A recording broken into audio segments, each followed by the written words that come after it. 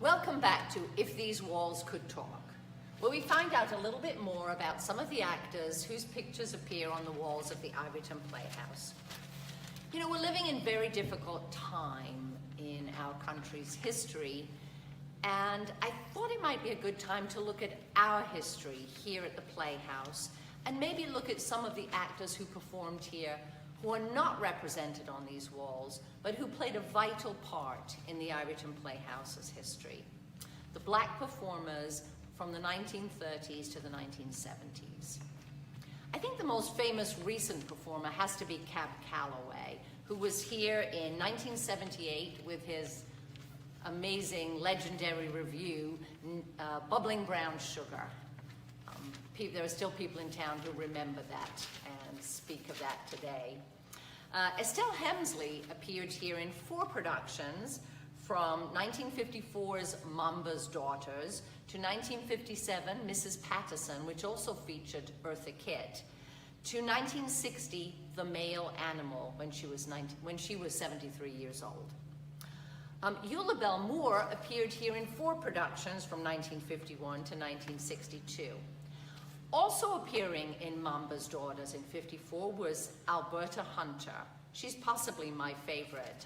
You should read up about her and try and hear her songs if you can. She was a jazz singer and songwriter, and she had a starring role in 1928 in London in the production of Showboat opposite this man, Paul Robeson, who does appear on our walls.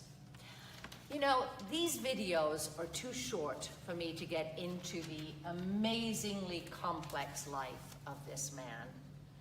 Equally loved and hated for his incomparable talent and his very strong political views, today I just want to share with you a little story from his time in Ivoryton.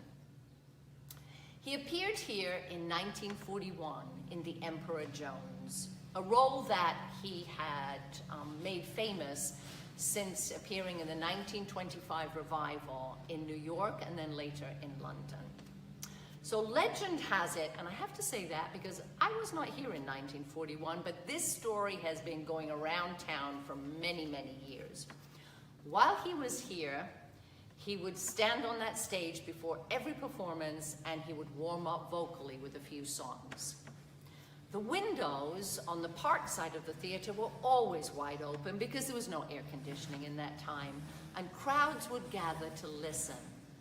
And by the end of the week, apparently you couldn't move on the green for people standing out there just waiting to catch that magical moment, the voice of Paul Robeson, well before this place had mics or amplifiers.